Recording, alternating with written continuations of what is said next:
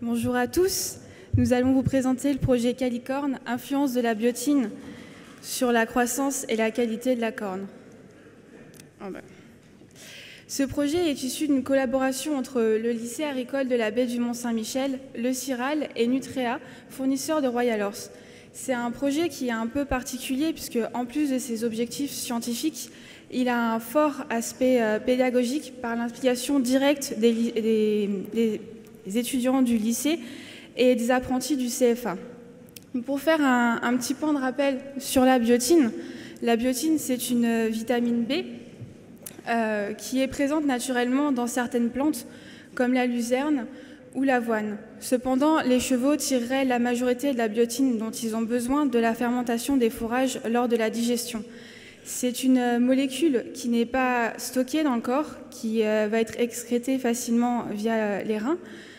C'est ainsi facilement possible de la supplémenter en forte dose.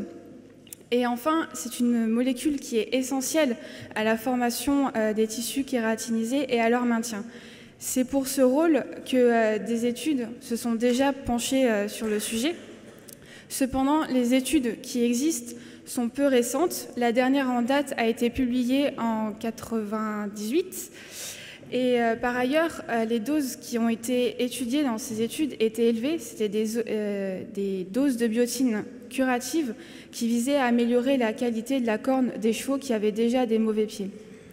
Et enfin, les animaux qui étaient utilisés dans ces études n'ont jamais été des chevaux de selle. C'est pour ça que nous, on a décidé de se pencher sur la question de l'influence d'une dose d'entretien de biotine sur une population de chevaux de selle. Donc pour cela, on a pris 20 chevaux du centre équestre, on les a séparés en deux groupes. Donc pour les séparer de la manière la plus homogène possible, on a pris en compte essentiellement les facteurs d'âge, de morphologie et de conformation des pieds, et on a pu avoir de l'eau à peu près homogène. Ces deux lots, ils recevaient une alimentation similaire, donc ils avaient du foin et des granulés, à la différence près que le premier lot, il recevait un granulé qui n'était pas supplémenté en biotine, et le deuxième lot, il recevait un granulé supplémenté de 1,5 mg de biotine par kilogramme d'aliments. Donc le foin était distribué 2 fois par jour, le granulé 3 fois par jour. Les chevaux étaient logés en box sur litière paillée qui était changée 2 à 3 fois par semaine et retapée tous les jours. Par ailleurs, ils avaient une activité régulière dans le cadre des cours qui sont dispensés au centre équestre. Comme je vous disais en introduction, ce projet il est un peu particulier parce que les élèves ont été impliqués directement. Donc, ils ont participé sur un point qui est essentiel, ça a été la pesée des aliments. Donc, la pesée des granulés, bien sûr, puisque c'était la variable qui allait changer. Donc, ils ont pesé absolument toutes les rations de granulés, ce qui a permis de les sensibiliser à la rigueur qui était nécessaire dans un protocole scientifique comme cela. On a aussi mis en place un système de sauts de couleurs pour que tous les élèves puissent se repérer facilement dans ces deux rations différentes. Et ils ont aussi participé à la pesée du foin. Plus particulièrement, il y avait un groupe, une classe d'élèves qui ont été chargés du suivi de chaque cheval du protocole. Donc ils les ont pesés toutes les 2 semaines. Ils ont participé au transport au CIRAL et aussi ils ont relevé l'activité quotidienne de chaque cheval et ils ont fait un suivi d'événements. Donc dès que le cheval était arrêté, c'était noté, et dès que le cheval perdait un fer, c'était aussi noté. Donc cette étude, elle s'est déroulée entre janvier 2014 et juillet 2014. Durant ces 24 semaines, les chevaux ont été transportés 3 fois au CIRAL, donc en début de protocole, en milieu et en fin de protocole. Entre ces sessions d'examen au CIRAL, les ferrures étaient prévues toutes les 6 semaines. Ça a été un peu décalé en pratique pour des contraintes logistiques, mais tous les chevaux étaient referrés les mêmes semaines. En amont du protocole, ils avaient été tous parés et ferrés 3 semaines avant la première session d'examen. Je vais laisser Claire Marou vous présenter la suite. Donc, je vais vous présenter donc, ce que nous on a fait, notre partie au CIRAL. Donc, les examens, comme vous a dit Olivia, donc, il y en a eu 3 au début, au milieu et à la fin. Et à chaque fois, il y avait trois grandes étapes. Donc, en première étape, c'était une évaluation dynamique, donc avec un examen standardisé. Donc, les chevaux étaient regardés sur sol dur, en 8 chiffres au pas, au trot en cercle et en ligne droite, et tous les examens étaient filmés de manière à ce qu'on puisse les analyser a posteriori. Les examens étaient réalisés ferrés, et ensuite les chevaux étaient déferrés et réexaminés dans les mêmes conditions. Donc cet examen a été fait de manière identique les 3 fois. Donc, la deuxième partie de l'examen consistait à faire des photos de chaque pied. Donc, les 4 pieds étaient photographiés donc, sous 5 angles, et pareil, de manière à pouvoir les analyser a posteriori à la fin de l'étude. Ensuite, pour évaluer la croissance, la pousse de la corne, nous avons mis en place des marqueurs dans la paroi en pince.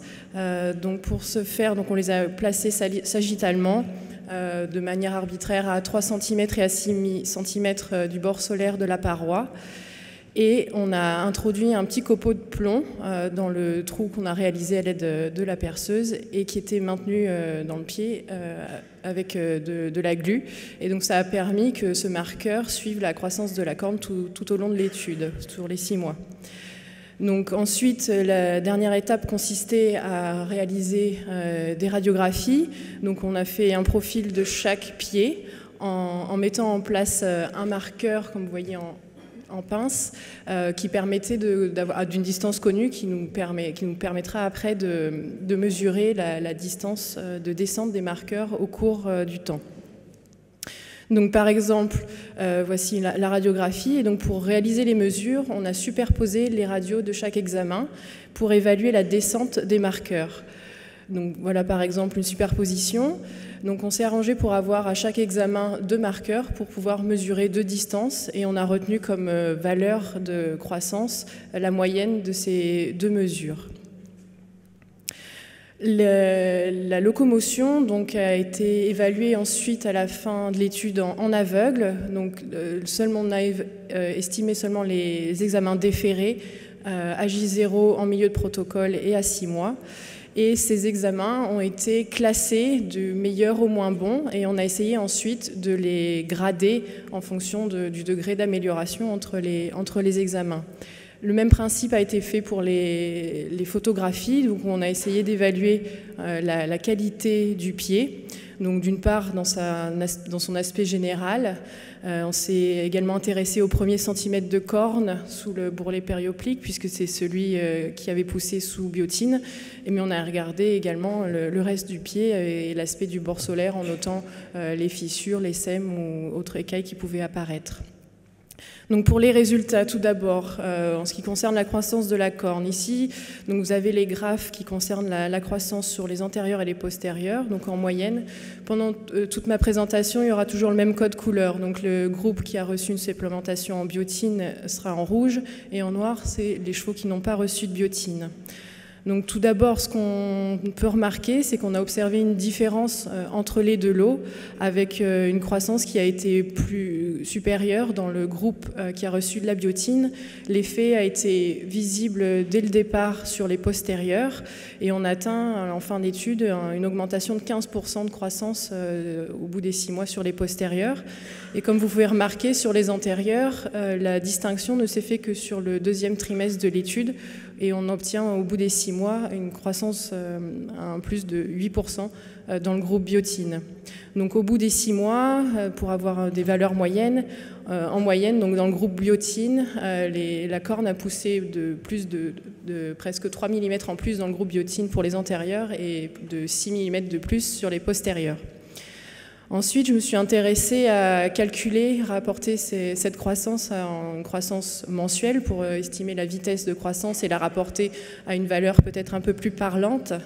Donc, je l'ai calculée sur le 1er trimestre et le 2e trimestre.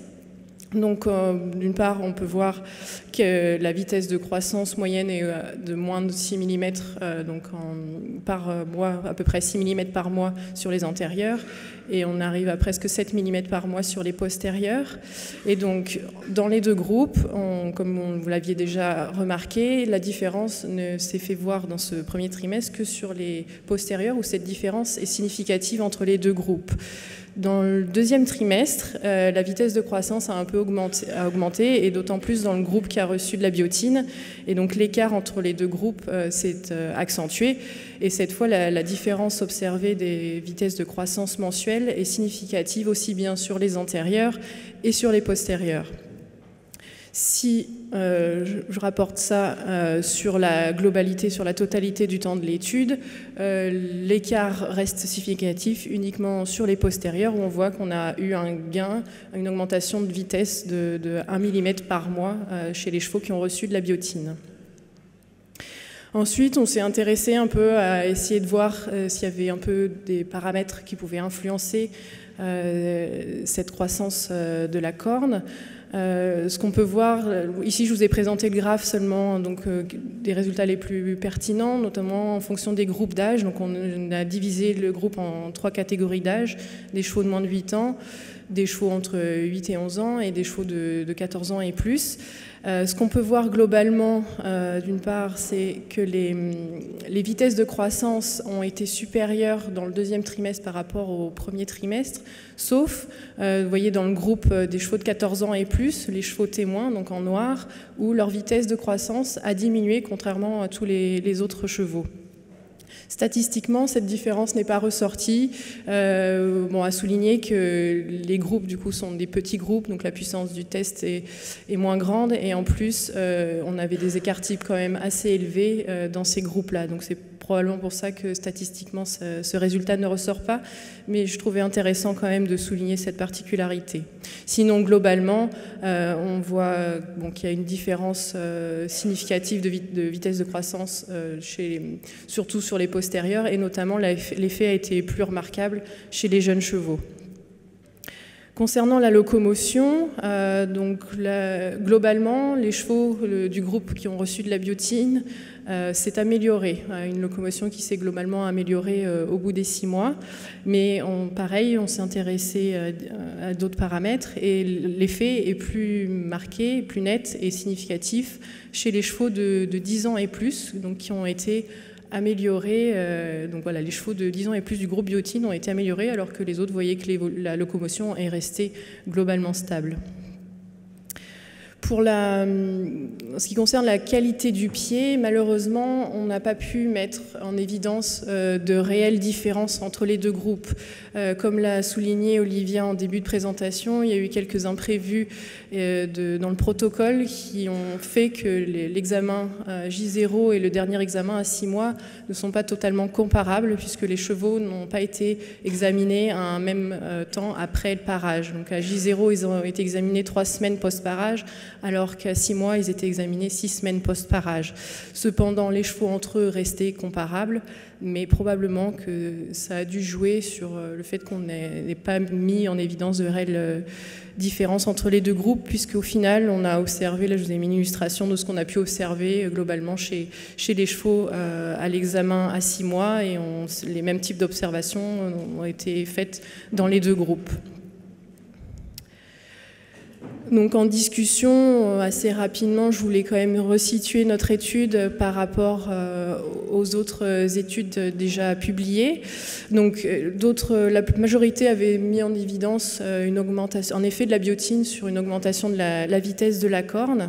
Ce qu'on peut voir, ce qui différencie notre étude par rapport aux autres, comme l'avait dit Olivia, déjà réside dans la dose qu'on a utilisée, puisque nous, on n'était pas sur une dose, on va dire, thérapeutique, mais plutôt sur une dose proche de la dose d'entretien.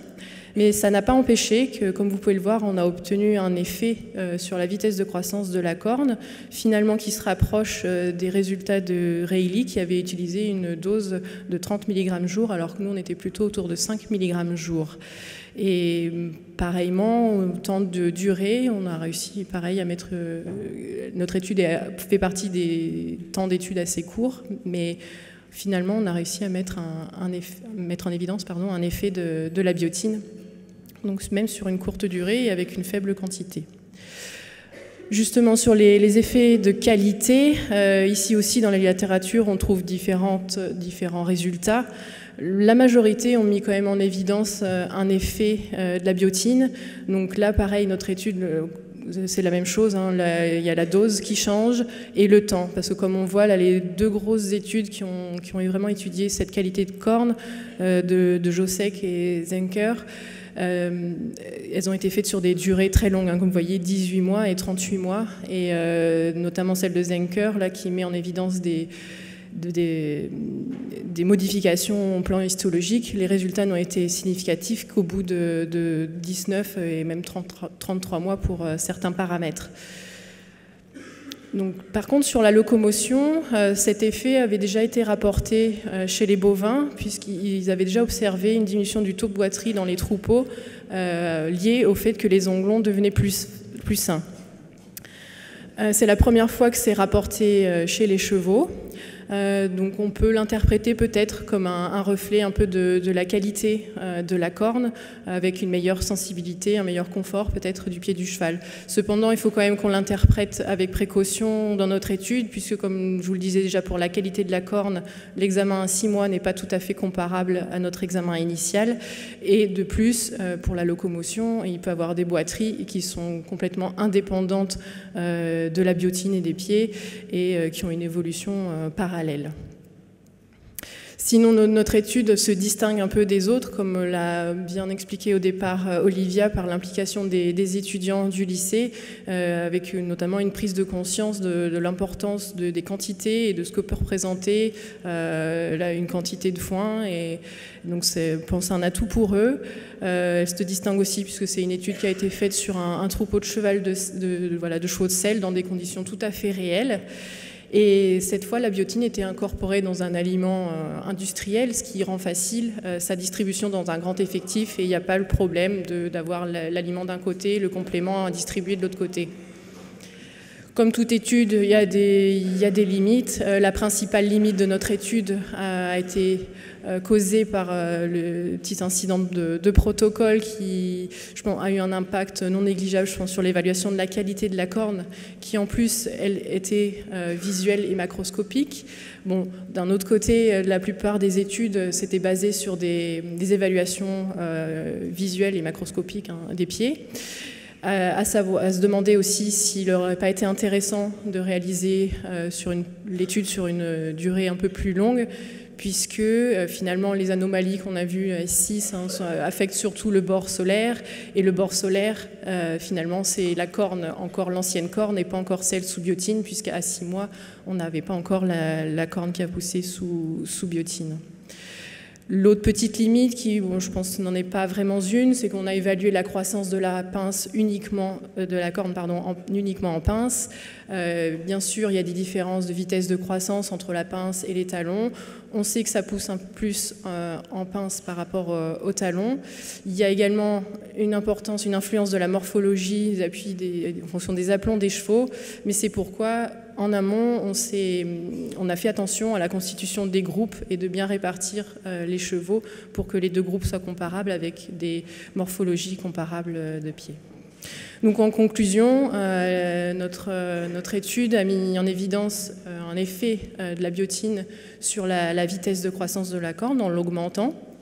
Et on a mis en évidence un intérêt finalement d'une complémentation d'entretien. Donc dans un aliment d'entretien, on a mis en évidence l'effet d'une petite dose de biotine. Et voilà, donc je tenais à remercier tous les gens qui ont participé à l'étude, notamment tous les élèves et les encadrants du lycée qui ont suivi, entretenu les chevaux, au CIRAL, toutes les personnes qui nous ont aidés à faire les examens, et en particulier le docteur Jacquet, le professeur Denoy qui a établi le protocole, et bien entendu les financeurs du projet, donc avec le lycée agricole, le conseil régional de Basse-Normandie et Royal Horse qui nous a fourni l'aliment. Merci.